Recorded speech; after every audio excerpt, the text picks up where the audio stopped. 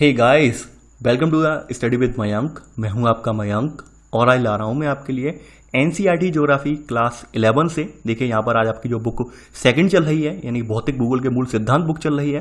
तो इसी क्रम में आज आपका जो है यहाँ पर चैप्टर नंबर 3 पृथ्वी की आंतरिक संरचना, इसको कवर करेंगे। यहाँ पर आज हम इसका जो पार्ट 1 देखेंगे। तो चलिए स्टार्ट करते हैं आज का वीडियो। देखते हैं मैं क्या क्या डिस्कस करना है यहाँ पर और क्या क्या नोट डाउन करना है। देखिए, वीडियो स्टार्ट करने से पहले आप लोगों से कहना चाहूंगा कि जिन लोगों ने अब तक हमारा नया चैनल रूरल एकेडमी सब्सक्राइब नहीं किया है वो इसे सब्सक्राइब कर लें। यहाँ पर हमारी डेली यूपीएससी और स्टेट पीसीएस एग्जाम की करंट अफेयर्स की सीरीज आती है मॉर्निंग में 7 बजे। तो आप में से तमाम स्टूडेंट ऐसे हैं नए जुड़ने वाले जिन्हें इसके बारे में पता नहीं है, तो वो इस चैनल को सब्सक्राइब करना ना भूलें। ये मेरा ही चैनल है। तो चलिए स्टार्ट करते हैं आज का वीडियो। बात करते हैं इस अध्याय की। देखिए, आपका चैप्टर है पृथ्वी की आंतरिक संरचना। आपने पृथ्वी के बारे में बचपन से पढ़ा है, बचपन से जाना है। आपने कुछ लोगों ने यहाँ पर बताया गया है हमारी कक्षाओं में कि पृथ्वी जो है गेंद की भांति है। अब ये गेंद ठोस है या खोखली है, ठीक है, ये कैसे कंफर्म हो? ये कंफर्म तब होगा जब कोई अंदर जाएगा, तभी पता चलेगा कि भाई पृथ्वी ठोस है या फिर खोखली है, जो भी है। लेकिन पृथ्वी के अंदर जाना इतना पॉसिबल नहीं है। रीजन क्या है कि आपको ऊपर से जो ठंडी दिखने वाली पृथ्वी है, इसके अंदर यानी केंद्र में एकदम हजारों डिग्री सेल्सियस का तापमान है। यानी वहां पर जो द्रवित मैग्मा जो है मौजूद है वहां पर, और वो जो है एकदम ज्वलंत अवस्था में है। यानी कि उसमें कहते हैं पृथ्वी की सतह में जैसे जैसे हम अंदर प्रवेदन करते जाएंगे, जैसे जैसे ड्रिलिंग करते जाएंगे पृथ्वी के अंदर, तो वैसे वैसे पृथ्वी की सतह का जो अंदर का तापमान है वो बढ़ता चला जाता है। तो यही कारण है कोई भी पृथ्वी के केंद्र तक अभी तक नहीं जा पाया है। हम पृथ्वी की संरचना है उसको तमाम इनडायरेक्ट वे में, यानी अप्रत्यक्ष प्रमाण जो है उनके माध्यम से समझने की कोशिश करते हैं। ये तमाम बहुत सारी ऐसी चीजें हैं, बहुत सारी वस्तुएं हैं जिनकी सिमिलैरिटी पृथ्वी से मिलती जुलती है। उनके अध्ययन के उपरांत हम पृथ्वी की संरचना का अध्ययन, संरचना के बारे में पता लगाते हैं, ज्ञात करते हैं कि भाई ये चीजें पृथ्वी में मौजूद हैं। तो यहाँ पर पहला पॉइंट आप ये नोट कर लेना कि पृथ्वी के आंतरिक भाग को अप्रत्यक्ष प्रमाणों के आधार पर समझा जा सकता है, क्योंकि रीजन ये है कि पृथ्वी के आंतरिक भाग में ना तो कोई पहुंच सका है और ना कोई पहुंच सकता है। रीजन यही है कि भाई पृथ्वी का आंतरिक भाग बहुत ही ज्यादा गर्म है और गर्म लावे से बना हुआ है।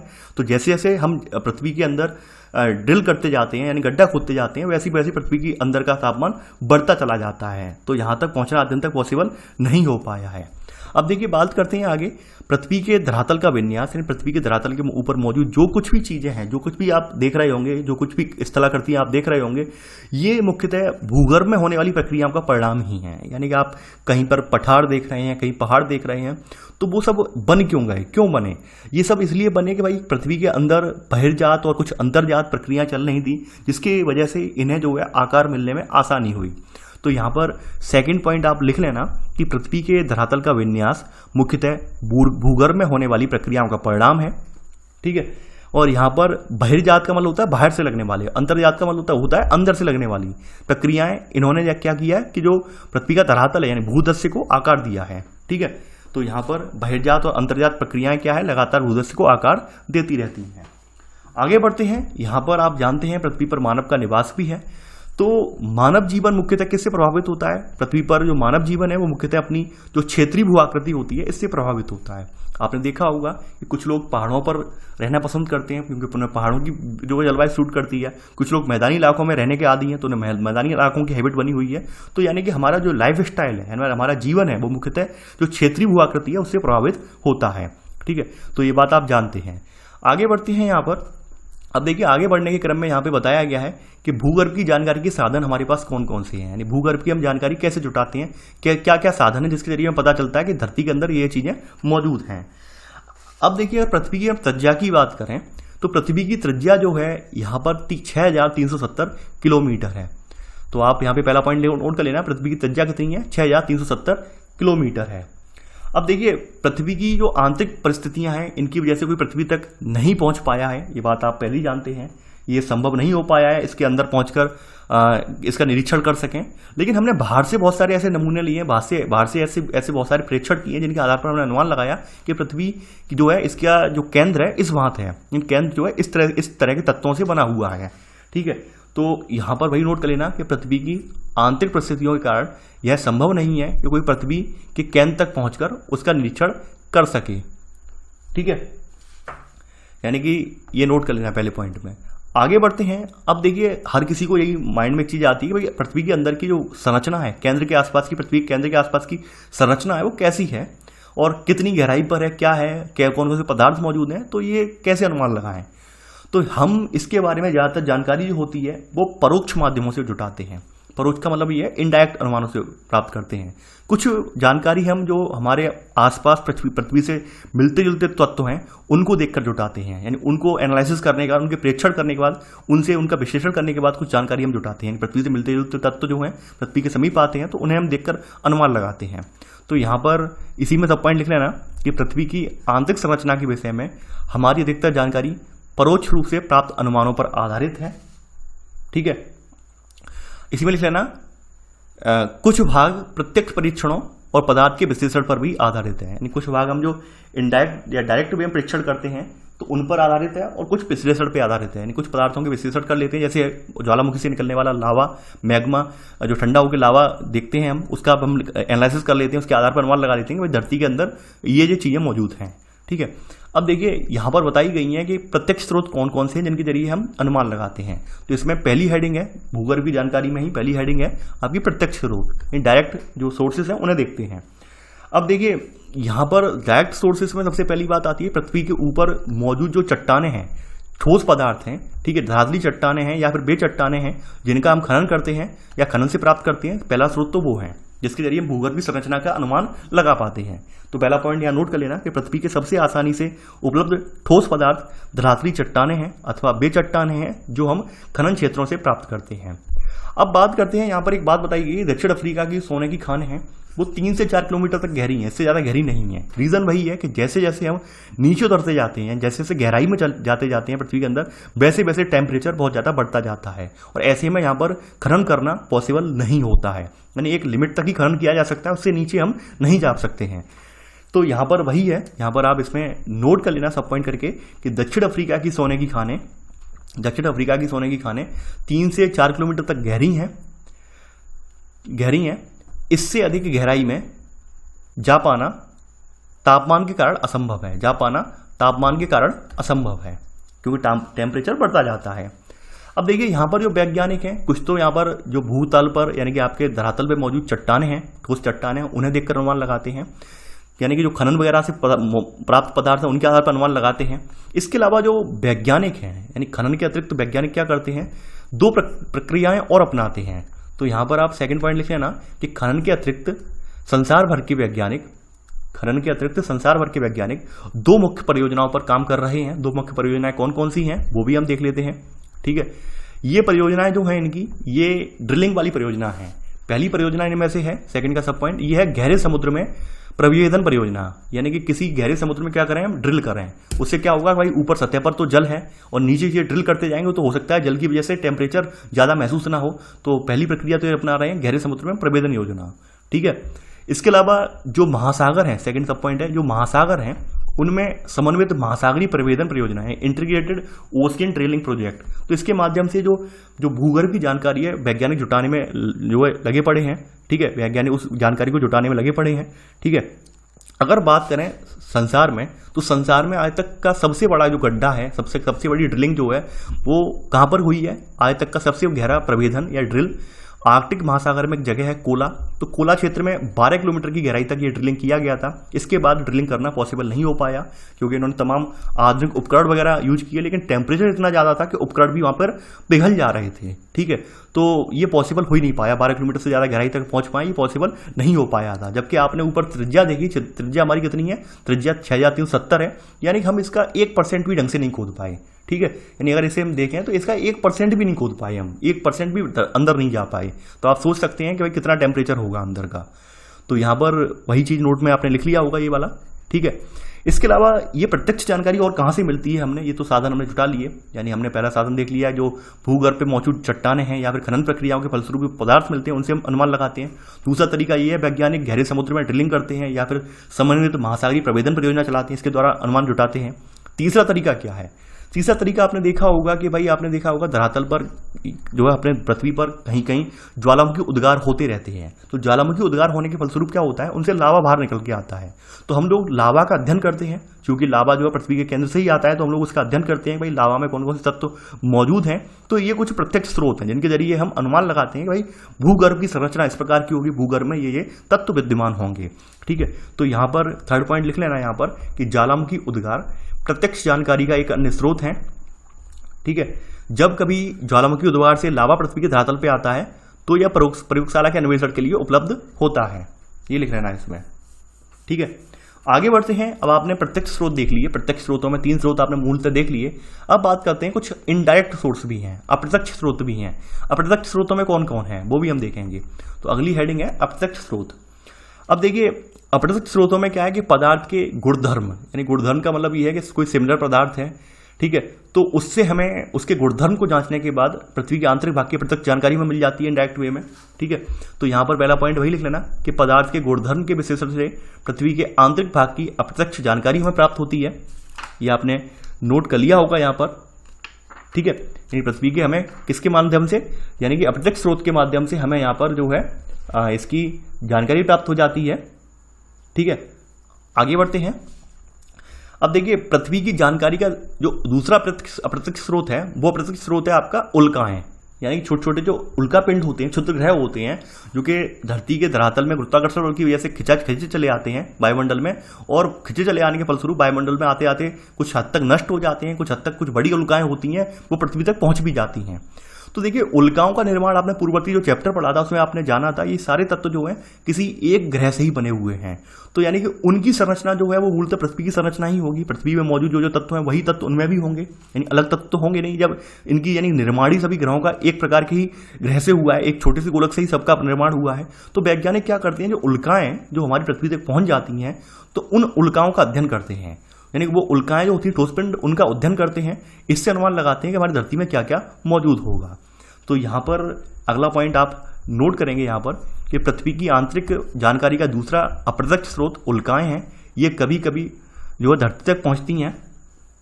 ठीक है, जो कभी कभी धरती तक पहुँचती हैं, और ये इसी में सब पॉइंट ये वैसे ही पदार्थ हैं, ये उल्काएं वैसे ही पदार्थ हैं के बने ठोस पिंड हैं जिनसे हमारा ग्रह पृथ्वी बना है। यानी आपने पृथ्वी के निर्माण की प्रक्रिया पूरी पढ़ी थी अभी पूर्ववर्ती अध्याय में, उसे मैं रिपीट नहीं करूंगा।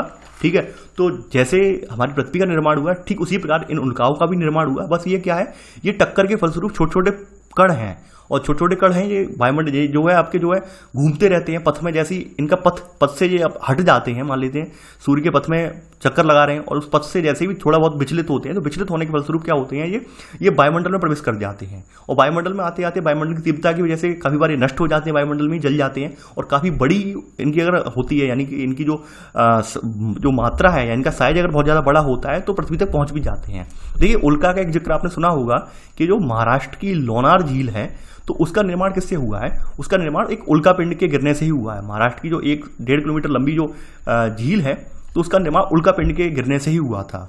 तो ऐसी कुछ बड़ी बड़ी उल्काएं भी आई हैं हमारे यहाँ, बड़े बड़े पिंड भी आके गिरे हैं जिनकी वजह से इस धरातल पे जो है कुछ संरचनाएं भी क्रिएट हो गई हैं। लोनार झील इसी बात का उदाहरण है, उल्का पिंड का ही उदाहरण है, पढ़ना आप जाकर। ठीक है, आगे बढ़ते हैं। यहाँ पर देखिए लिखना नहीं है लोनार के बारे में, ये मैंने एक्स्ट्रा नॉलेज के तौर पर बता दिया है। आगे बढ़ते हैं यहाँ पर अब देखिए यहाँ पर इसके अलावा आपने अप्रत्यक्ष स्रोतों में आपने देख लिया, यानी कुछ पदार्थों के विश्लेषण से प्राप्त होते हैं स्रोत। सेकंड स्रोत में हम उल्काओं का यहाँ पर विश्लेषण कर लेते हैं, उल्काओं का अध्ययन कर लेते हैं, उल्काएं जो पृथ्वी पर गिरती है उनका अध्ययन कर लेते हैं। अगले स्रोत कौन से हैं, अप्रत्यक्ष स्रोत कौन से हैं, तो थर्ड पॉइंट आपका यही है। जो अगले अप्रत्यक्ष स्रोत हैं आपके, इसमें गुरुत्वाकर्षण स्रोत है, चुंबकीय क्षेत्र स्रोत है, और भूकंप संबंधी क्रियाएं इसमें शामिल हैं। यानी कि अन्य अप्रत्यक्ष स्रोतों में क्या क्या है, जो ग्रेविटेशनल फोर्स है, चुंबकीय फील्ड यानी मैग्नेटिक फील्ड है, और ये भूकंप की क्रियाएं, ये सब इनडायरेक्ट जो है अप्रत्यक्ष स्रोतों में ये शामिल हैं। अब बात करते हैं गुरुत्वाकर्षण बल की। देखिए सबसे पहला स्रोत गुरुत्वाकर्षण बल है, आप सभी जानते होंगे, इसके बिना आप जीवित नहीं रह पाते, पॉसिबल नहीं था। तो पृथ्वी के धरातल पर जो विभिन्न अक्षांशों पर क्या है, यानी आपके जो जो अक्षांश मौजूद हैं इन पर गुरुत्वाकर्षण बल एक समान नहीं होता है। ठीक है, ये बात आप नोट कर लेना।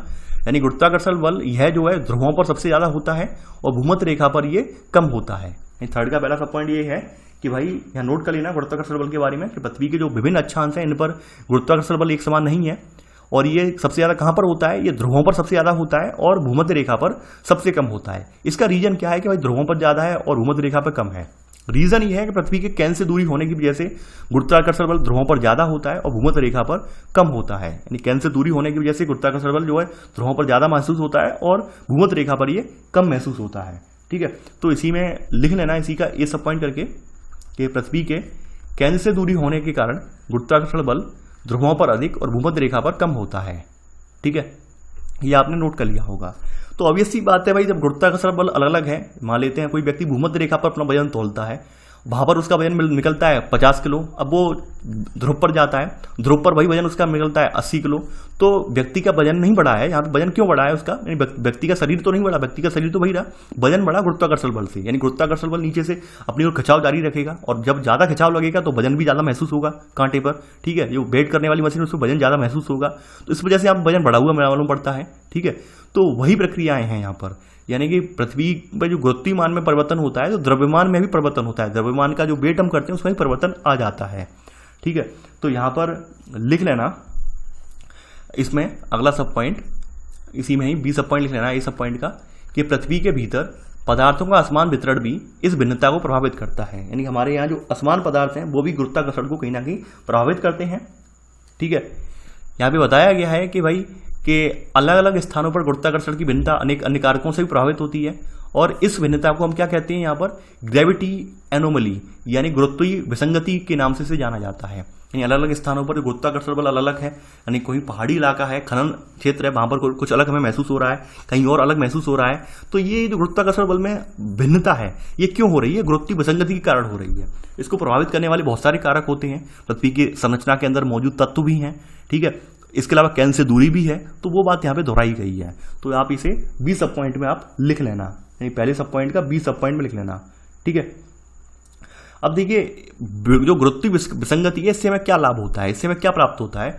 गुरुत्वीय विसंगति से हमें यहाँ पर भूपरपटी में पदार्थ के द्रव्यमान के वितरण की जानकारी देती है, यानी पदार्थ के जो द्रव्यमान है उसका वितरण कैसा है।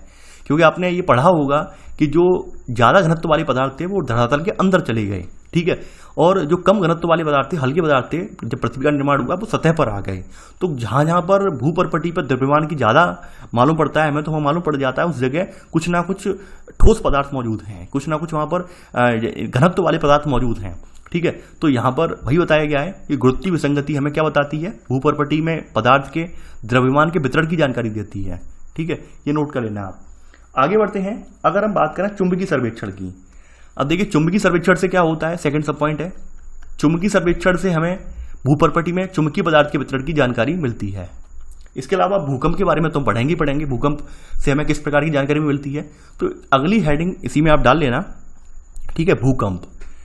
वैसे तो भूकंप के बारे में आप इसकी जो पहली बुक है उसमें आप पढ़कर आए हैं, लेकिन यहाँ पर भूकंप उस समय हमने एक नॉर्मल वे में पढ़ा था। ठीक है, यहाँ पर हम भूकंप को कुछ वैज्ञानिक कारणों के साथ पढ़ेंगे कि वैज्ञानिक कारण क्या क्या है, इसके वैज्ञानिक क्रियाकलाप कौन कौन से जिनके फलस्वरूप भूकंप आते हैं। वहां पर हमने एक साधारण भाषा में भूकंप जाना था कि भूकंप क्यों आ रहा है, और वही भाषा मैं रिपीट भी करूंगा, लेकिन यहाँ पर भाषा क्या है, हमने थोड़ी वैज्ञानिक लेवल की भाषा यहाँ पर यूज की है। तो बस यही अंतर है यहाँ पर, और कुछ वैज्ञानिक सिद्धांत भी बताए गए हैं भूकंप आने के। भूकंप के दौरान कुछ कुछ तरंगें बताई गई हैं, जैसे पी तरंग है, एस तरंग है, धरातली तरंग है, तो ये बताई गई हैं कि भाई ये भी तरंगें निकलती हैं। तो वहां पर इन तरंगों की चर्चा नहीं होती, जबकि यहाँ पर होगी।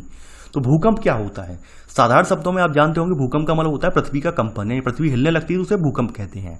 और ये भी जानते हैं कि पृथ्वी जो हिलती है या भूकंप आता है वो एक प्राकृतिक घटना है, और भूकंप आने से क्या होता है, अपार ऊर्जा निकलती है, और ऊर्जा निकलने की वजह से तरंगें उत्पन्न होती हैं, और ये कि सभी दिशाओं में फैलकर ये भूकंप को लेकर आती हैं। ऊर्जा क्यों निकलती है, अगर हम पूर्ववर्ती आपकी जो पुस्तक है क्लास 11 की उसकी व्याख्या से अगर देख लें तो आपने पढ़ा था कि जो प्लेटें होती हैं हमारी निरंतर खिसकती रहती हैं, यानी जो हमारी प्लेटें होती हैं वो निरंतर खिसकती रहती हैं, और कभी कभी क्या होता है प्लेटें एक दूसरे टकराती हैं। तो टकराने के फलस्वरूप क्या होता है कि प्लेटें अपोजिट डायरेक्शन में मूव करने की वजह से, यानी एक प्लेट नीचे की ओर जो है जा रही है, एक प्लेट ऊपर की ओर जा रही है, तो अपोजिट डायरेक्शन में मूव करने की वजह से क्या होता है, इनमें घर्षण की वजह से प्लेटें ये लॉक हो जाती हैं, इनके किनारे बिल्कुल चिपक जाती हैं। यानी घर्षण की वजह से एक इधर से दबाव पड़ा, इधर से दबाव पड़ा, तो एक किनारे यहाँ पर लॉक हो जाते हैं, बिल्कुल चिपक जाते हैं। अब जब किनारे यहाँ पर घर्षण की वजह से लॉक रहेंगे, यानी एक प्लेट तो इधर दबाव लगा रही है, एक इधर लगा रही है, तो ऑब्वियस सी बात है यहाँ पे कुछ ना कुछ ऊर्जा तो क्रिएट होगी। यानी एक व्यक्ति इधर से कुछ दबाव लगा रहा है, एक इधर से लगा रहा है, तो कुछ ना कुछ बीच में ऊर्जा तो क्रिएट होगी। कभी कभी क्या होता है कि भाई यहाँ पर जो घर्षण बल है जिसकी वजह से प्लेटें एक दूसरे से चिपक जाती हैं, वो जब कम पड़ जाता है, कमजोर पड़ जाता है, वैसे ही ये प्लेटें चटक जाती हैं, एकदम टूट जाती हैं। यानी एक प्लेट ओवर या राइड करने लगती है एक दूसरे के ऊपर। तो ऐसे में क्या होता है, यहाँ से ऊर्जा निकलने लगती है, और ऊर्जा जैसी निकलती है, ऊर्जा जैसी ऊपर आती जाती है, तो वैसे ही वो भूकंप ले आती है। ठीक है, तो यहाँ पर आपने इसके बारे में पढ़ा भी था। अब देखिए यहाँ पर इसे दोबारा मैं इसलिए लिख पाऊंगा, हो सकता है आपको याद ना रहे, तो इसलिए मैं यहाँ पर दोबारा इसे लिख पाऊंगा। तो यहाँ पर पहला पॉइंट तो आप नोट कर लेना कि साधारण भाषा में भूकंप का अर्थ है पृथ्वी का कंपन। पहला पॉइंट आपने नोट कर लिया होगा, और यह एक प्राकृतिक घटना है। अब इसमें सब पॉइंट देखिए, ऊर्जा निकलने के कारण तरंगें उत्पन्न होती हैं जो कि सभी दिशाओं में फैलकर क्या लाती हैं, भूकंप लाती हैं। यानी ऊर्जा जो निकलती है उससे क्या होता है, तरंगें क्रिएट होती हैं ऊर्जा से, और ये तरंगें जब सभी दिशाओं में फैल जाती हैं तो क्या लेके आती हैं, भूकंप लाती हैं। भूकंप के बारे में आपने पूर्ववर्ती अध्याय में देखा था, पूर्ववर्ती जो किताब थी उसमें भी देखा था क्लास 7 चैप्टर में, कि भूकंप आने का रीजन क्या है। कि भूकंप अधिकतर जो जॉइंट्स होते हैं, यहाँ पर प्लेटों के जॉइंट्स होते हैं, भ्रंश जो होते हैं, वहां पर भूकंप ज्यादा आते हैं। तो यहाँ पर सेकंड पॉइंट लिख लेना कि प्राय भ्रंश के किनारे ही से ही ऊर्जा निकलती है, ये लिख लेना यहाँ पर। और इसी में सब पॉइंट कि इसमें लिख लेना आगे कि भूपर्पटी की सेलों में गहन दरारें ही भ्रंश होती हैं। यानी भूपर्पटी जो है आपकी, उसकी सेलें हैं, चट्टानें हैं, उनमें जो गहन दरारें होती हैं वो क्या होते हैं, भ्रंश बोले जाते हैं। तो भ्रंश में किस तरह से निकलती है, भ्रंश में ऊर्जा किस तरह से निकलती है, देखिए वहां पर तो हमने नॉर्मल परिभाषा पढ़ी थी, ये किनारे लॉक हो जाते हैं और किनारे जैसे खुल जाते हैं वहां से ऊर्जा निकल जाती है, नॉर्मल परिभाषा पढ़ी थी। लेकिन यहाँ पर थोड़ा वैज्ञानिक वे में व्याख्या की गई है, तो वो आप लिख लेना, वैज्ञानिक वे वाली व्याख्या भी दोनों ही मैंने समझा दी है। पहले मैंने लॉक वाली व्याख्या समझा दी है, यानी आप ये ना समझना कि वो व्याख्या गलत है, वो व्याख्या गलत नहीं है, वो बस आसान शब्दों में थी। यहाँ पर थोड़े हमने मानक शब्द उठा लिए हैं, यानी यहाँ पर थोड़े हमने वैज्ञानिक से जुड़े शब्द उठा लिए, वैज्ञानिकता से जुड़े हुए शब्द उठा लिए हैं, बस यही फर्क है यहाँ पर। देखिए यहाँ पर क्या होता है कि भ्रंश के दोनों तरफ सेलें जो होती हैं वो विपरीत दिशा में गति करती हैं। ठीक है, अब यहाँ पर जब विपरीत दिशा में गति करती हैं तो उनके आप यानी उनके ऊपर के सेल जो हैं, उनके ऊपर के सेल खंड उन पर दबाव डालते हैं, यानी कि नीचे की तरफ एक मानते हैं ये संरचना है। अब इस संरचना में एक सेल इधर दबाव डाल रही है, एक सेल इधर दबाव डाल रही है, और कुछ सेल जो हैं वो ऊपर से दबाव डाल रहे हैं। ठीक है, तो इससे क्या होते हैं, इनके घर्षण से ये परस्पर ये बंध जाते हैं, ये लॉक हो जाते हैं। यानी कि दो चट्टानें हम नीचे मानते हैं, दो प्लेटें हैं, और प्लेटों में एक प्लेट नीचे की इस साइड में भाग रही है, इस साइड में भाग रही है, ऊपर से जो धरातल मौजूद है वो भी दबाव लगा रहा है। तो क्या हो गई, ये प्लेट लॉक हो गई, इससे प्लेट एकदम जुड़ गई इससे। ठीक है, प्लेट इससे जुड़ गई। अब जब कोई चीज जुड़ेगी और वो निरंतर दबाव लगाती रहेगी तो क्या होगा, वहां पे ऊर्जा तो उत्पन्न होगी। और अचानक से ये क्या होता है कि ऊपर का जो धरातल वाला जो दबाव है वो खत्म हो जाए, या फिर घर्षण बल कमजोर पड़ जाए, तो अचानक से क्या होता है, प्लेटें एकदम खिसक जाती है एक दूसरे पर। तो ऐसे करके यहाँ से ऊर्जा निर्मुक्त होती है। ऊर्जा जब निर्मुक्त होती है तो ऊर्जा वो क्या करती है, वो तरंगें पैदा करती है। तरंगें पैदा होने से क्या होता है, भूकंप आ जाता है। ठीक है, तो यहाँ पर इसी में आप लिखेंगे यहाँ पर कि भ्रंश के दोनों तरफ सेलें विपरीत दिशा में गति करती हैं, और ऊपर के सेलखंड का दबाव और उनके आपस का घर्षण उन्हें बांधे रहता है। ऊपर के सेलखंड का दबाव और उनके आपस का घर्षण उन्हें परस्पर बांधे रहता है। ठीक है, ये आपने सेकंड का पहला सब पॉइंट नोट कर लिया होगा। अब इसी में सब पॉइंट नोट कर लेना, इसी में सेकंड सब पॉइंट नोट कर लेना यहाँ पर सेकंड में ही, कि घर्षण के कम होने पर क्या होता है, घर्षण के कम होने पर सेलखंड विकृत होकर अचानक एक दूसरे के विपरीत दिशा में सरक जाते हैं। यानी एक इसके ऊपर चढ़ गया, एक इधर निकल गया, तो ये क्या होता है, इससे एकदम अचानक से ऊर्जा यहाँ से निर्मुक्त होती है। घर्षण कम होने से क्या होता है, सेलखंड विकृत होकर टूट कर, विकृत का मतलब यहाँ पर ये विकृत होकर अचानक एक दूसरे के विपरीत दिशा में सरक जाते हैं, जिसके परिणाम स्वरूप क्या होता है, इसके परिणाम स्वरूप ऊर्जा निकलती है, और ऊर्जा तरंगें सभी दिशाओं में गतिमान होती है। ऊर्जा से क्या होता है, तरंगों का निर्माण होता है, और तरंगें सभी दिशाओं में गतिमान हो जाती हैं। तो आपने यहाँ पर नोट कर लिया भूकंप आने का एक वैज्ञानिक कारण। अगली बात यहाँ पे बताई गई है कि भूकंप जो कहाँ से उत्पत्ति होती है, यानी उद्गम केंद्र कौन सा होता है, क्या होता है। तो थर्ड पॉइंट आपका बताया गया है कि वह स्थान जहां से ऊर्जा निकलती है वो भूकंप का उद्गम केंद्र यानी फोकस, या फिर इसे अवकेंद्र यानी हाइपोसेंटर भी कहा जाता है। थर्ड पॉइंट आप लिख लेना कि वह स्थान जहां से ऊर्जा निकलती है वो भूकंप का उद्गम केंद्र या फिर अवकेंद्र भी कहलाता है। अब देखिए यहां पर जो यहीं से यानी कि यहाँ से जो ऊर्जा निकली बाहर, तो ऊर्जा तरंगें यहीं से क्या होता है अलग अलग दिशाओं में चलती हुई पृथ्वी की सतह तक पहुंचती हैं। यानी यहाँ से जो इनका केंद्र है, अब केंद्र या फिर उद्गम केंद्र, उद्गम केंद्र से जो होती हैं ऊर्जा तरंगें अलग अलग दिशाओं में पृथ्वी तक पहुंचती हैं, सतह तक पहुंच जाती हैं।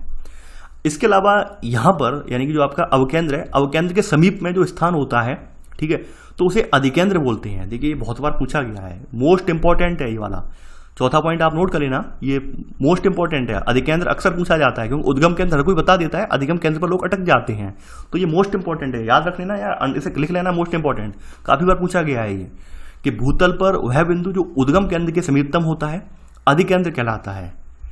ठीक है, अब देखिए अधिकेंद्र पर सबसे पहली तरंगें जो है महसूस की जाती हैं, अधिकेंद्र पर ही सबसे पहले तरंगें आके टकराती हैं, और अधिकेंद्र जो होता है बिल्कुल ऊपर होता है इसके, यानी बिल्कुल 90 डिग्री पर होता है। मान लीजिए यहाँ पर भूकंप का उद्गम केंद्र है, तो अधिकेंद्र जस्ट इसके ऊपर होगा, ऊर्ध्वाधर में सबसे ऊपर होगा, जस्ट ऊपर 90 डिग्री कोण पर ऊपर स्थित होगा ये। ठीक है, तो यहाँ पर इसमें लिख लेना अधिगम उद्गम केंद्र के ठीक ऊपर 90 डिग्री के कोण पर होता है। यानी मैंने बता दिया कि भाई यहाँ पर फोकस है, तो वहां पर ऊपर क्या होगा, ऊपर एपिसेंटर होगा, यानी ऊपर अधिगम केंद्र यहाँ पर होगा, ये वाला जो अधिगम केंद्र है यहाँ पर होगा। ठीक है, तो आपने यहाँ पर नोट कर लिया कि उद्गम केंद्र और अधिकेंद्र क्या है, ये नोट कर लिया है। देखिए यहाँ पर ये चौथे का पहला सब पॉइंट बना देना यहाँ पर, और ये चौथे का सेकंड सब पॉइंट बना देना। आगे बढ़ते हैं, अब आपने भूकंप के बारे में देख लिया, अब अगली जो हेडिंग है वो भूकंप में ही है, भूकंप में ही सब हेडिंग आप डालेंगे। भूकंपीय तरंगें यानी अर्थक्वेक वेव्स, कौन कौन सी भूकंपीय तरंगें हैं वो देखेंगे, तो आप ये हेडिंग डाल लेना भूकंपीय तरंगें। चलिए बात कर लेते हैं भूकंपीय तरंगें की। देखिए ये जो भूकंपीय तरंगें हैं या फिर सभी भूकंप जो होते हैं प्राकृतिक भूकंप, वो हमारे स्थल मंडल जिसे हम लिथोस्फीयर बोलते हैं इसमें ही आते हैं। पहला पॉइंट ये नोट कर लेना। स्थल मंडल की बात करें तो स्थल मंडल पृथ्वी के धरातल से 200 किलोमीटर तक की जो गहराई वाला भाग है इसको स्थल मंडल बोला जाता है, लिथोस्फीयर बोला जाता है। ये यहाँ पर आप नोट कर लेना। पृथ्वी के धरातल से ऊपर का जो सरफेस है इससे लेकर 200 किलोमीटर की गहराई तक का जो क्षेत्र है ये पूरा स्थल मंडल बोला जाता है। अब देखिए यहाँ पर जो भूकंप मापी यंत्र जिसे सीस्मोग्राफ कहते हैं, तो ये जो सरफेस पर पहुंचने वाली यानी कि धरातल पर पहुंचने वाली तरंगें होती हैं इनको रिकॉर्ड करता है। तो यहाँ पर अगला पॉइंट आप नोट करेंगे इसमें कि भूकंप मापी यंत्र जिसे हम सीस्मोग्राफ कहते हैं। ठीक है, ये पूछा जाता है भूकंप मापी यंत्र क्या है, सीस्मोग्राफ है। तो ये सतह पर पहुंचने वाली भूकंप तरंगों को अभिलेखित करता है यानी रिकॉर्ड करता है, आपने नोट कर लिया होगा। आगे बढ़ते हैं, अगर बात करें भूकंपी तरंगों की, तो भूकंपी तरंगें जो होती हैं वो मूलतः 2 प्रकार की होती हैं। वैसे तो 3 प्रकार की हैं, लेकिन बुनियादी तौर पर ये 2 प्रकार की मानी गई हैं। तो यहाँ पर अगला पॉइंट आप नोट करेंगे, थर्ड पॉइंट, कि भूकंपी तरंगें जो होती हैं वो दो प्रकार की होती हैं। कौन कौन सी होती हैं? एक पहली तरंग यहाँ पर जो है थर्ड का पहली सब हेडिंग कि भूगर्भिक तरंगें जिसे हम बॉडी वेव्स कहते हैं। देखिए भूगर्भिक तरंगें कब बनती हैं? भूगर्भिक तरंगें उद्गम केंद्र यानी भूकंप का यहाँ पे उद्गम केंद्र होता है, वहां से ऊर्जा निकलती है, उसी के दौरान ये पैदा हो जाती हैं और ये वहां पर यानी कि उद्गम केंद्र से ही अंदरूनी भाग से होकर ये सारी दिशाओं में फैल जाती हैं, तो इसलिए इन्हें भूगर्भिक का नाम दिया गया है। तो यहाँ पर वही लिख लेना कि ये तरंगें उद्गम केंद्र से ऊर्जा के मुक्त होने के दौरान पैदा होती हैं और पृथ्वी के अंदरूनी भाग से होकर सभी दिशाओं में आगे बढ़ती हैं। आगे बढ़ते हैं, अब अगली तरंग है, थर्ड का सेकंड सब हेडिंग है आपकी, जहां पर धरातली तरंग है। धरातली तरंगें कौन कौन सी होती हैं? सरफेस वेव्स कौन कौन सी होती हैं? देखिए सरफेस वेव्स जो है या धरातली तरंगें हैं, इनका निर्माण भूगर्भिक तरंगों की धरातली सेलों के साथ जो क्रिया होती है, यानी भूगर्भिक तरंगें जो होती हैं अंदर ही अंदर से तरंगें आ रही हैं, यानी धरातल के अंदर से जमीन के अंदर से तरंगें आ रही हैं और उनकी तरंगों की जब क्रिया धरातल पे मौजूद सेलों से होती, चट्टानों से होती है, तो उन चट्टानों में होने वाला जो एकदम कंपन है वो कंपन क्या कहलाता है? वो कंपन धरातली तरंगें कहलाता है। तो यहाँ पर यही लिख लेना है इसमें सेकंड सब हेडिंग में कि भूगर्भिक तरंगों एवं धरातली सेलों के मध्य जो अन्योन्य क्रिया होती है, इसके कारण नई तरंगें उत्पन्न होती हैं, इन्हें हम क्या कहते हैं? धरातली तरंगें इन्हें कहा जाता है। ये लिख लेना आप। अब देखिए यहां पर तरंगों के बारे में कुछ बात बताई गई है। तरंगों के बारे में बात ये बताई गई है कि तरंगें जो होती हैं अलग अलग पदार्थों से गुजरती हैं और यानी घनत्व वाले पदार्थों से गुजरने में परिवर्तन हो जाता है, अलग अलग घनत्व वाले पदार्थों से गुजरने पर ये परिवर्तित हो जाती हैं, यानी कि ठोस घनत्व वाला पदार्थ है वहां पर तरंगों की प्रकृति अलग होगी, कम ठोस है तो वहां पर कुछ अलग होगी। तो यानी कि तरंगें जितना ज़्यादा ठोस होगा तो उनका उतना ज़्यादा वेग वहां पर ज़्यादा होगा, यानी जितना ज़्यादा पदार्थ जो है ज़्यादा घनत्व वाला होगा तो उसमें उसका वेग सबसे ज़्यादा होगा। तो ये इनकी प्रकृति है। तो यहाँ पर अगला पॉइंट यहाँ लिख लेना, चौथा पॉइंट, कि तरंगों का वेग जो है वो अलग अलग घनत्व वाले पदार्थों से गुजरने पर परिवर्तित हो जाता है। इसी में सब पॉइंट, यानी कि अधिक घनत्व वाले पदार्थों में से तरंगों का वेग अधिक होता है, यानी अधिक घनत्व वाले पदार्थ में से अगर ये गुजर रही हैं तो इनका वेग अधिक होता है। अब देखिए यहाँ पर दो क्रियाएं आती हैं तरंगों के बारे में, तरंगों के गुजरने के बारे में। एक तो आती है रिफ्लेक्शन। रिफ्लेक्शन का मतलब होता है किसी चीज से टकरा के वापस आ जाए, और दूसरी चीज है रिफ्रैक्शन, यानी आवर्तन, यानी एक जगह पहुंचकर ये बिखर जाए। और यानी मान लीजिए एक यहाँ पर है, एक तरंग यहाँ से आई, एक तरंग आई और यहाँ पर पहुंची, यहाँ पर इस जगह, और यहाँ से बिखर गई, 4-6 जगह पर पहुंच गई, तो इसे आवर्तन बोला जाएगा, रिफ्रैक्शन बोला जाएगा। और वहीं तरंग एक यहाँ से आई और यहाँ से आके लौट के ऐसे आ गई, तो उसे क्या बोलेंगे, परावर्तन बोलेंगे, रिफ्लेक्शन बोलेंगे। ठीक है, तो यहाँ पर इसी में सब पॉइंट आप लिख लेना, चौथे का सेकंड सब पॉइंट, कि पदार्थों के घनत्व में भिन्नताएं होने के कारण परावर्तन, ठीक है, ब्रैकेट में लिख लेना, वापस लौटना, परावर्तन यानी कि अपनी सिंपल भाषा में समझने के लिए परावर्तन ब्रैकेट में वापस लौटना, एवं आवर्तन यानी कि कई दिशाओं में चलना, ब्रैकेट में, यानी आवर्तन में ब्रैकेट में कई दिशाओं में चलना होता है, जिससे इन तरंगों की दिशा में भी बदलती है, जिससे इन तरंगों की दिशा भी बदलती है। तो आपने रिफ्लेक्शन और रिफ्रैक्शन का अंतर जान लिया होगा, और मैंने यहाँ पे डायग्राम से स्पष्ट भी कर दिया है। आगे बढ़ते हैं। अब देखिए अभी आपने तरंगें देखी, धरती में मौजूद तरंगें हैं या भूकंप की तरंगें दो तरह की हैं, भूगार्भिक हैं और धरातलीय हैं। अब देखिए यहाँ पे भूगार्भिक तरंगों को फिर से पुनः दो भागों में विभक्त कर लिया गया है, और ये अक्सर पूछा जाता है भूगार्भिक तरंगों के बारे में। तो 5वां पॉइंट आप यहाँ पे डालेंगे कि भूगार्भीय तरंगें दो प्रकार की होती हैं। इनमें पहली तरंग जो है यहाँ पर ये है पी तरंगें, यानी पहली हेडिंग डाल लेना, पी तरंगें या पी वेव्स।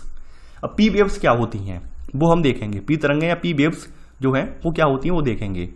अब अगर पी तरंगों की अगर हम बात करें यहाँ पर, तो ये तरंगें तीव्र गति से चलने वाली तरंगें हैं और ये धरातल पर सबसे पहले पहुंचती हैं, इसलिए यहाँ पर पी तरंगों को प्राथमिक तरंगें भी कहा जाता है। यहाँ पर आप नोट कर लेना कि ये जो पी तरंगों में आपने 5वें की सब हेडिंग डाली होगी पी तरंगें, तो ये तरंगें तीव्र गति से चलने वाली तरंगें हैं और ये धरातल पर सबसे पहले यही पहुंचती हैं। ठीक है, इसलिए इन्हें क्या कहते हैं, प्राथमिक तरंगें भी कहा जाता है। देखिए पी तरंगें जो होती हैं इनकी प्रकृति ध्वनि जैसी है, जैसे कि ध्वनि तीनों माध्यमों में संचरण कर सकती है, उसी प्रकार से ये तरंगें भी तीनों माध्यमों में संचरण कर सकती हैं। ये पी तरंगें ध्वनि तरंगों जैसी होती हैं, यानी ये गैस, तरल, ठोस तीनों प्रकार के पदार्थों से गुजर सकती हैं, ये इनकी खास बात है। ठीक है, इसी में यानी कि पहले सब पॉइंट में ही सब पॉइंट आपने लिख लिया होगा। अब अगली तरंगें हैं, यानी कि 5वें का सेकंड सब हेडिंग डाल लेना, ये है आपकी एस तरंगें। ठीक है, एस तरंगें, इनकी बात करें, देखिए ये जो है धरातल पर कुछ अंतराल के बाद पहुंचती हैं, यानी कि पी तरंगें पहुंच जाती हैं उसके बाद ये तरंगें पहुंचती हैं, ये पहले नहीं पहुंचती हैं, पहले पी तरंगें पहुंचती हैं, ये धरातल पर कुछ समय अंतराल के बाद पहुंचती हैं। ठीक है, और इन्हें हम क्या कहते हैं, ये द्वितीयक तरंगें कहलाती हैं। कैसी तरंगें कहलाती हैं, सेकेंडरी वेव्स कहलाती हैं, द्वितीयक तरंगें कहलाती हैं। अब इसी में सब पॉइंट है, देखिए इनके बारे में खास बात ये है, यानी द्वितीयक तरंगों के बारे में खास बात ये है कि ये केवल ठोस पदार्थों के ही माध्यम से चलती हैं, यानी कि ये तीनों अवस्थाओं में नहीं चलती हैं ध्वनि तरंगों की तरह, ये केवल ठोस पदार्थों में ही चलती हैं। ठीक है, और इसी विशेषता ने वैज्ञानिकों को भूगर्भीय संरचना समझने में मदद की है, यानी वैज्ञानिक जो है भूगर्भीय संरचना को समझने के लिए एस तरंगों पर ज्यादा फोकस करते हैं, एस तरंगों पर ज्यादा ध्यान देते हैं, क्योंकि ये ठोस माध्यमों में चलती हैं। तो इसी माध्यम से वो लोग भूगर्भीय प्रक्रियाओं में या जमीन के अंदर जो आपकी भूआकृतियां हैं, जमीन के अंदर जो भूगर्भ में संरचनाएं हैं उनमें क्या क्या तत्व मौजूद है, तो उनके पता इसी माध्यम से वो लगाते हैं, एस तरंगों के माध्यम से ही। ठीक है, तो ये आपने यहाँ पर नोट कर लिया होगा। आगे बढ़ते हैं। अब देखिए अगर बात करें धरातलीय तरंगों की, तो धरातलीय तरंगें यहाँ पर इन दोनों की तुलना में सबसे ज्यादा विनाशकारी यही तरंगें मानी जाती हैं। इन धरातलीय तरंगें जो होती हैं वो भूकंप लेखी पर अंत में रिकॉर्ड हो जाती हैं, यानी कि आपने सुना होगा, मैंने बताया भी था प्रीवियस जो आपका पूर्ववर्ती जो किताब थी उसमें, कि भूकंप का पूर्वानुमान नहीं लगाया जा सकता है, बल्कि जब भूकंप आ जाता है उसके बाद पता चलता है कि भाई यहाँ फलानी जगह भूकंप आया था, पहले से हम इसका प्रेडिक्शन नहीं कर सकते, पहले से पूर्वानुमान नहीं लगा सकते भूकंप के बारे में। तो धरातलीय तरंगें यहाँ पर क्या करती हैं, ये भूकंपी लेखी पर यानी सीस्मोग्राफ पर एंड में रिकॉर्ड हो जाती हैं, और ये सबसे ज़्यादा विनाशकारी धरातलीय तरंगें होती हैं। अगर आपसे पूछा जाएगा एग्जाम में सबसे ज़्यादा विनाशकारी तरंगें कौन सी हैं, तो आप बता देंगे धरातलीय तरंगें सबसे ज़्यादा विनाशकारी होती हैं। इससे क्या होता है, सेल जो होते हैं चट्टानें विस्थापित होती हैं और इमारतें, भवन वगैरह गिर जाते हैं। तो आपने ये छठा पॉइंट नोट कर लिया होगा। अब बात करते हैं अगली जो हेडिंग है, सब हेडिंग है, ये है भूकंपीय तरंगों का संचरण। ये भूकंपीय तरंगें किस तरह संचरित होती हैं, किस तरह से अपना जो है कार्य करती हैं, ये किस तरह से जो है इनका प्रसार होता है वो बताया गया है, इनके संचरण का तरीका बताया गया है। अगर हम भूकंपीय तरंगों का संचरण जाने तो जो भिन्न भिन्न प्रकार की तीनों तरह की तरंगें हैं, इनके संचरित होने की प्रणाली भिन्न भिन्न होती है। सबसे पहले बात करते हैं इनमें पी तरंगों की। देखिए पी तरंगों से जो कंपन की दिशा है ये तरंगों की दिशा के समानांतर ही होती है। जैसे एग्जांपल देता हूं मैं, यहाँ पर ये आपका एक ठोस ब्लॉक है, ठोस पदार्थ है और पी तरंगें यहाँ पे चल रही हैं, तो पी तरंगें इसी दिशा में चलेंगी, यानी इनसे प्रभाव जो पड़ेगा इसी दिशा में पड़ेगा, इसी दिशा में प्रभाव पड़ेगा। यानी कि जो पदार्थ है वो या तो बढ़ सकता है धीरे धीरे ऐसे करके, या फिर संकुचित भी हो सकता है, छोटा भी हो सकता है। तो पी तरंगें एक सीधी दिशा में यानी जिस दिशा में जा रही हैं उसी समानांतर दिशा में असर दिखाएंगी। कहने का मतलब यहाँ पर ये है, ठीक है। तो यहाँ पर इसमें सब पॉइंट लिख लेना कि पी तरंगों से कंपन की दिशा तरंगों की दिशा के समानांतर ही होती है, और यह संचरण की गति की दिशा में ही, यानी संचरण जिस दिशा में हो रहा है उसी में ही पदार्थ पर दबाव डालती है। यानी संचरण जिस दिशा में हो रहा है, मान लीजिए संचरण इस दिशा में हो रहा है, तो इसी दिशा में पदार्थ पर ये दबाव डालेंगे, ऐसी पदार्थ पर ये दबाव डालेंगे। इससे हो सकता है छोटा भी हो जाए पदार्थ, या फिर उसकी जो है बढ़ भी जाए, दोनों काम हो सकते हैं यहाँ पर, ठीक है। यानी यहाँ पर ये लिख लेना इसी में सब पॉइंट, ठीक है, दबाव डालती हैं। तो इसके फलस्वरूप, यानी इस दबाव के इसके फलस्वरूप पदार्थ के घनत्व में भिन्नता आती है और सेलों में संकुचन या फैलाव की प्रक्रिया पैदा होती है। क्योंकि सेम दिशा में ही ये दबाव डालती हैं, तो वहां पर हो सकता है सेलों का संकुचन भी हो जाए, हो सकता है उनका फैलाव भी हो जाए, ठीक है। अब देखिए जो ऊर्ध्वाधर तरंगें हैं, यानी एस तरंगें होती हैं, ऊर्ध्वाधर तल में चलती हैं। ऊर्ध्वाधर तल में यानी खड़े खड़े लंबवत इस तरह से ये प्रभाव डालती हैं, यानी नीचे से गई तो ऊपर की तरफ प्रभाव डालेंगी। तो यहाँ पे सेकंड सब पॉइंट है कि एस तरंगें क्या करती हैं, ऊर्ध्वाधर तल में तरंगों की दिशा के समकोण पर कंपन पैदा करती हैं। ये तरंगें यहाँ पर जा रही हैं तो इनके समकोण पर ऊपर की दिशा में कंपन होगा, यानी कि यहाँ पर नीचे से गुजर के जा रही हैं बिल्कुल एग्जैक्ट ऊपर, ठीक है। तो ऊपर जब कंपन होगा तो क्या होगा, तो ऊपर जब किसी पदार्थ से जब गुजरेंगी तो नीचे से कोई पदार्थ मान लेते हैं धरातल पर कोई मौजूद पदार्थ है, तब नीचे से कोई प्रेशर लगा रहा है, तो क्या होगा, हो सकता है ये पदार्थ ऐसे उठ भी जाए इस तरह से, हो सकता है यहाँ पर एकदम विस्फोट होकर गड्ढा भी हो जाए यहाँ पर, ठीक है, दोनों काम हो सकते हैं यहाँ पर। तो वही बात यहाँ पे बताई गई है कि एस तरंगें ऊर्ध्वाधर तल में, ऊर्ध्वाधर मतलब लंबवत, ठीक है, ऊर्ध्वाधर तल में तरंगों की दिशा के समकोण पर कंपन पैदा करती हैं। तरंग नीचे जा रही है तो उसके समकोण पर ऊर्ध्वाधर तल में ऐसे कंपन पैदा कर रही है, ऊपर की तरफ कंपन पैदा कर रही हैं। इससे ये जिस पदार्थ से गुजरती हैं उसमें उभार या गड्ढा बना देती हैं, उभार या गर्त बनाती हैं, ठीक है। अब तीसरी तरंग के बारे में आप जानते ही हैं, सबसे ज्यादा विनाशकारी तरंग यही होती है धरातली तरंग, जो कि आपकी जो भूगर्भीय तरंग है पी और एस तरंग है, इनकी धरातल से अन्योन्य क्रिया के बाद उत्पन्न होती है, ठीक है। तो सबसे ज्यादा विनाशकारी यही होती है। इसकी कोई नियति नहीं होती है कि इसकी भाई फलानी एक नियति है प्रॉपर तरीके से ऐसे चलेगी, इसके बारे में कोई नियति नहीं है, ठीक है। अब बात करते हैं यहाँ पर, ये तो आपने देख ली इनके भूकंपीय तरंगों का संचरण। अब इसी में अगली हेडिंग है भूकंप में ही छाया क्षेत्र का उद्भव। छाया क्षेत्र का मतलब ऐसा क्षेत्र होता है जहां पर भूकंपीय तरंगों का प्रभाव शून्य होता है, या फिर भूकंपीय तरंगों का प्रभाव यहाँ पर रिकॉर्ड नहीं हो पाता है, तो उन्हें भूकंपीय छाया क्षेत्र की संज्ञा दी गई है, ठीक है। तो यहाँ पर ज्यादा नहीं है कुछ, यहाँ पर आप लिख लेना इसमें कि भूकंप लेखी यंत्र भूकंपीय तरंगें अवलेखित करता है। यद्यपि यहाँ पर कुछ ऐसे क्षेत्र भी होते हैं जहां पर कोई भी भूकंपीय तरंग, ठीक है, कोई भी भूकंपीय तरंग अवलेखित नहीं होती है, तो ऐसे क्षेत्रों को क्या कहते हैं, ऐसे क्षेत्रों को भूकंपीय छाया क्षेत्र कहा जाता है, यानी कि शैडो जोन कहा जाता है। अब देखिए पी और एस तरंगों का प्रभाव यहाँ पे दिखाया गया है। जैसे एक पी तरंग छाया क्षेत्र दिखाया गया है, पी तरंग छाया क्षेत्र यहाँ पे कम है, ठीक है, ये छाया क्षेत्र दिखाया गया है, पी तरंगें यहाँ तक नहीं पहुंच पा रही हैं। एस तरंगों का दिखाया गया है, एस तरंगों को छाया क्षेत्र जो है बहुत ज्यादा है पृथ्वी पर, ठीक है, ये दिखाया गया है यहाँ पर। तो यहाँ पर अब आप इसमें नोट कर लेना, इसी में ही छाया क्षेत्र में, इसी में ही आप नोट करेंगे यहाँ पर सब पॉइंट डाल के कि एस तरंगों का छाया क्षेत्र जो होता है वो पी तरंगों की तुलना में अधिक विस्तृत होता है, ज्यादा होता है, ठीक है। आगे बढ़ते हैं। अब देखिए एस तरंगों का छाया क्षेत्र न केवल विस्तार में बड़ा होता है, लेकिन ये पृथ्वी के 40% भाग से भी अधिक होता है। यानी एस तरंगें जो होती हैं लगभग पृथ्वी के 40% भाग से भी ज्यादा पर मौजूद होती हैं, ठीक है, इनका प्रभाव ज्यादा रहता है पृथ्वी पर भी, तो ये आप नोट कर लेना।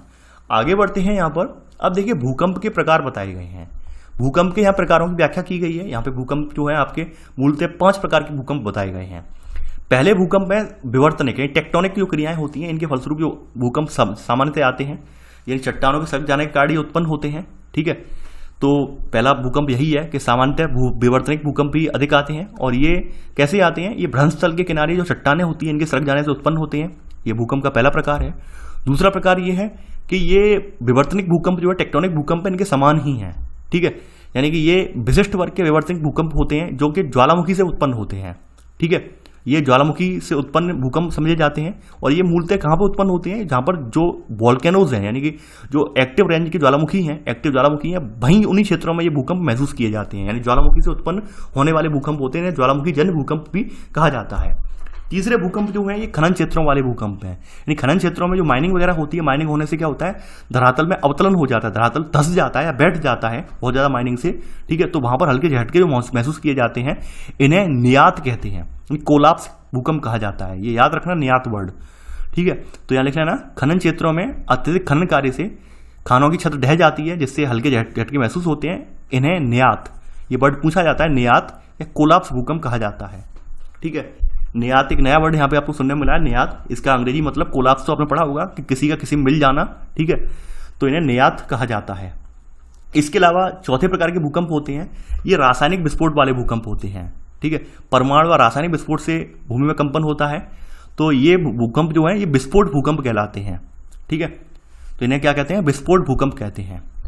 पांचवें प्रकार के भूकंप होते हैं जो बड़े बांध जहां पे बनाए जाते हैं, बांध बनने से क्या होता है, वहां पे उन क्षेत्रों में नीचे की तरफ ऊर्जा संचित हो जाती है। ऊर्जा जब बाद में ऊपर से पानी का दबाव होता है, तो उसके बाद जब ऊर्जा निकलती है, वहां पर जब भूकंप आते हैं तो उन्हें वहां पर बांध जनित भूकंप कहा जाता है, ठीक है।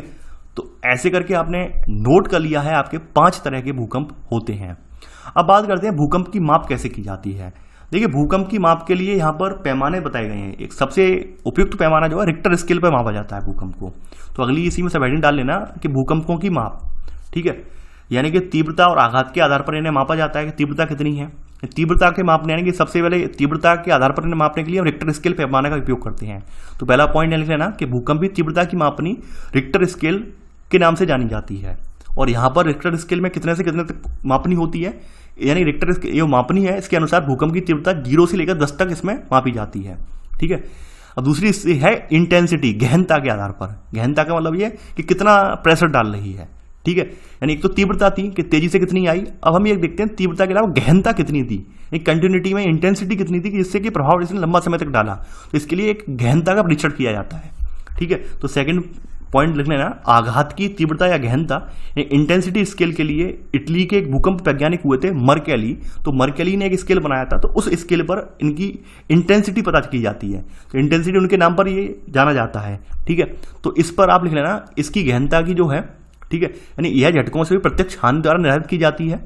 और इसकी गहनता 1 से 12 तक होती है। यानी कि जो इंटेंसिटी का मतलब ये होता है हमारा नुकसान हो रहा है, नुकसान में क्या क्या नुकसान हो रहा है, तो वो सब हम जो देखते हैं वो इंटेंसिटी के आधार पर देखते हैं, यानी मर्केली स्केल के आधार पर देखते हैं। और तीव्रता का मापन किस पे करते हैं, रिक्टर स्केल पे करते हैं। भाई नुकसान का मापन किस में करते हैं हम, मर्केली स्केल, ठीक है, या फिर इंटेंसिटी स्केल पर करते हैं, ठीक है।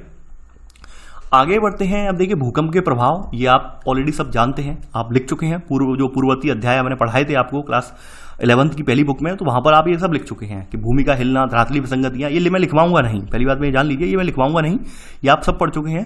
धरातल का एक तरफ झुकना, हिमस्खलन, मृदा का द्रवण, यानी कहीं की सॉलिड लिक्विडिफिकेशन हो जाता है, कहीं की जो धरातल है वो एकदम पानी में तब्दील हो जाता है नीचे से निकलने वाली बलों की वजह से। तो ये सब चीजें आप पढ़ चुके हैं ऑलरेडी और आप लिख भी चुके हैं, तो ये मैं दोबारा यहाँ पर रिपीट नहीं करूंगा। अब बात करते हैं, यहाँ पर भूकंप के आने के बाद आपने सुना होगा सुनामी जरूर आती है। तो वो क्यों होता है ऐसा, उसके बारे में हमने पूर्ववर्ती जो किताब थी वहां पर भी बताया था। देखिए, ये तब होता है कि जब भूकंप का केंद्र समुद्र में होता है, तो उस स्थिति में सुनामी भी आ जाती है। तो यहां पर ये नोट करके इसमें लिख लेना, नोट करके आप इसमें लिख लेना कि सुनामी का प्रभाव तभी पड़ेगा जब भूकंप का अधिकेंद्र समुद्री अधिस्थल पर हो और भूकंप की तीव्रता बहुत ज्यादा हो, ठीक है। यानी सुनामी तभी आती है जब भूकंप का केंद्र कहां हो, समुद्र में होता है, ठीक है। और इसके अलावा सुनामी अपने आप में भूकंप नहीं है, ये क्या होता है, वास्तव में लहरें होती हैं जो कि भूकंपी तरंगों के साथ साथ उत्पन्न होती हैं। ये भी आप इसमें नोट में लिख लेना। अब देखिए, यहाँ पे बताया गया भूकंप की आवृत्ति, भूकंप कैसे कैसे आते हैं। अब देखिए, यहाँ पर कुछ तो क्षेत्र ऐसे होते हैं जैसे भ्रंश वाले क्षेत्र हैं, जैसे हिमालय वाला भ्रंशी क्षेत्र है, यानी हिमालय वाले रीजन में आपको भूकंप के झटके अक्सर महसूस होते रहते हैं, ठीक है, यानी भ्रंश क्षेत्र पर महसूस होते रहते हैं। इसके अलावा कुछ भूकंप ऐसे भी होते हैं कि बहुत तीव्रता से आते हैं, यानी कभी कभी आते हैं, जैसे रिक्टर स्केल 8 तक के भूकंप बहुत ज़्यादा विनाशकारी माने जाते हैं। तो ये भूकंप बार बार नहीं आते हैं, कभी कभी आते हैं। वहीं हल्के हल्के भूकंप तो पृथ्वी पर लगातार आते ही रहते हैं, हर मिनट आते रहते हैं, और दुनिया किसी ना किसी भाग पर इनकी तीव्रता भी महसूस की जाती है। तो वही बात बताई गई है, ठीक है। भूकंप की आवृत्ति, इसी में सब डालना, भूकंप की आवृत्ति, ठीक है, तो पहला पॉइंट यहाँ लिख लेना, केवल वही क्षेत्र जो भ्रंश के समीप है ऐसे तीव्र झटके वहां महसूस करते हैं। ठीक है, इसके अलावा सेकंड पॉइंट में कि रिक्टर स्केल पर 8 से अधिक तीव्रता वाले भूकंप आने की संभावना बहुत कम होती है। ठीक है, इसी में जबकि हल्के भूकंप लगभग हर मिनट पृथ्वी के किसी न किसी भाग में महसूस किए जाते हैं। तो ऐसे करके आपने जान लिया कि भाई भूकंप जो था, भूकंप हमारा अप्रत्यक्ष स्रोत है जिसके जरिए हम व्याख्या कर पाते हैं पृथ्वी के भूगर्भिक संरचना की। ठीक है, तो यहाँ पर भूकंप का पूरा जिक्र किया गया था और भूकंप का जिक्र यहाँ पे पूरी वैज्ञानिक व्याख्या की गई थी PS तरंगों के माध्यम से। तो वो तरंगें मैंने आपको बता दी, समझा दी और लिखवा भी दी। तो इसी के साथ आपका यहाँ पर आज पार्ट 1 कवर हो जाता है। कल हम पार्ट 2 यहाँ पर कवर करेंगे। आई होप आपको चैप्टर पसंद आया होगा और चैप्टर आपको समझ में भी आ रहा होगा। देखिए यहाँ पर फिर से मैं कुछ बातें आपसे रिपीट करना चाहूँगा। प्लीज़ आप लोग बार बार मुझे कमेंट करके सर आप नोट्स की PDF दे दो या फिर किसी स्टूडेंट की से कह के PDF बनवा दो, ये मत बोला करिए। पहली बात, मैं ये PDF के फेवर में तो कभी नहीं रहा हूँ, शुरुआत से लेकर एंड तक, चाहे आप नोट्स बनाएं या ना बनाएं। PDF से क्या होता है, PDF से आपने नोट्स मिल गए आपको, उसमें यही नहीं पता कि भाई इसका इस शब्द का अर्थ क्या है, इस शब्द की लाइन का अर्थ क्या निकल के आ रहा है, क्या मतलब है भविष्य में इसके मतलब क्यों इसमें इंपॉर्टेंट लगाया है सर ने, क्यों इसमें इंपॉर्टेंट बताया, आपको कुछ पता ही नहीं है। आप वहाँ पे आपको केवल नोट्स मिल गए, आपने पढ़ लिए, चल दिए एग्जाम में, उससे एग्जाम नहीं निकलता है। सबसे बड़ी समस्या आपकी यही है कि आप लोग नोट्स मांगते हुए बार बार कि सर ये नोट्स दे दो, हमें नोट्स दे दो, प्रिंटेड नोट्स दे दो। उससे आपका ये सॉल्यूशन हल होने वाला नहीं है। अगर आपको नोट्स से ही पढ़ना था तो मैं बता दूंगा, एक दो दिन में जो है पोस्ट डाल दूंगा वहाँ पर दिल्ली के कुछ मुखर्जी नगर के, राजेंद्र नगर के जो बुक सेलर हैं, जो कि 10 से 12 हज़ार में आपको पूरा UPSC का स्टडी मटेरियल प्रोवाइड करवाते हैं, आपको घर तक सेंड कर देंगे, आप उनसे पढ़ के निकाल सकते हो। तो क्या अगर वो लोग हर जगह भेजते हैं अपना मटेरियल, तो क्या उससे पढ़ के लोग निकाल पाए? UPSC नहीं निकाल पाए, क्योंकि पढ़ना मतलब नहीं है, लिखी लिखाई से मतलब नहीं है। यहाँ मतलब चीज़ों को समझना, और चीज़ों को तभी समझेंगे आप साथ के साथ जब नोट्स बनाएंगे, तब वहाँ पर आपको जो बर्ड्स हैं उनके मतलब समझ में आएंगे कि सर ये बर्ड क्यों, इसका मतलब क्या निकल के आ रहा है, और सर इस बर्ड को किससे कोरिलेट कर रहे हैं, तभी समझ पाएंगे। और आप केवल रट्टू तोता की तरह यहाँ पे पढ़ते जाएंगे, उससे आपको कुछ समझ में आने वाला नहीं है। तो प्लीज़ आप लोग मुझे बार बार नोट्स देने के लिए, प्रिंटेड फॉर्म में नोट्स देने के लिए, PDF के फॉर्म में बाध्य मत किया कीजिए। देखिए मैं यहाँ पे कोई व्यापारी नहीं हूँ, मैं अपनी स्वेच्छा से आपको अध्ययन करवा रहा हूँ, और मेरा मानना ये आपको गुणवत्तापूर्ण शिक्षा मिले। मैं यहाँ पर टाइम पास नहीं करने नहीं आया हूँ कि टाइम पास हो रहा हो और मेरा कुछ फायदा मुझे 2-4 पैसे का मिल जाए, वो मेरा टाइम पास वाला उद्देश्य नहीं है। यहाँ पर जो है कि अच्छा रिजल्ट निकले, इसलिए मैं पढ़ा रहा हूँ, यहाँ पर मेहनत कर रहा हूँ। मेरा नोट्स देने के लिए ये भी था कि भाई मैं नोट्स अपने बना लिए थे, स्कैन करता डाल सकता था, कि मैं क्यों लेक्चर बना के आपको बताता। मैं वहाँ पे जैसे भी नोट्स होते, पसंद आते नहीं आते, वो आपकी मर्जी थी, मैं क्यों आपको समझाता मैं। तो इसलिए बार बार आप मुझे ये PDF में नोट्स देने के लिए फोर्स ना करें, मैं सभी से यही आशा करता हूँ। तो चलिए आज के लिए इतना ही। आई होप आपको ये लेक्चर पसंद आया होगा। देखिए आप लोग वीडियो को लाइक शेयर नहीं कर रहे हैं, यानी कि आपके जो इतने इंपॉर्टेंट वीडियो हैं, जो कि आपका सबसे इंपॉर्टेंट सेक्शन चल रहा है अब ज्योग्राफी का, अब आप इसे पढ़ने के लिए बड़ा उदासीन रवैया अपना रहे हैं। यानी मैं देख रहा हूँ मुश्किल से 25 से 30 स्टूडेंट जो सिंसियरली इसे कवर करते हैं, बाद बाकी लोग देखते ही नहीं है। जबकि मुझे कमेंट 100 से ज़्यादा के लोगों के मिलते हैं जब मैं 2-4 दिन तक ज्योग्राफी की वीडियो ना लेके आऊँ कि सर वीडियो क्यों नहीं आ रही है, वीडियो क्यों नहीं आ रही है, लेकिन देखने वाले मात्र 25 से 30 ही लोग होते हैं। ऐसा क्यों है? तो आप लोग वीडियो को रेगुलर देखें और साथ के कोशिश करें कि मेरे साथ के साथ नोट्स बनाएं, जिससे कि आपके माइंड में कोई क्वेरीज होगी, कोई क्वेश्चन होगा, तो उसका मैं निस्तारण भी साथ के साथ कर दूंगा। तो आई होप आपको समझ में आया होगा। तो चलिए आज के लिए बस इतना ही। Thanks for watching. जय हिंद।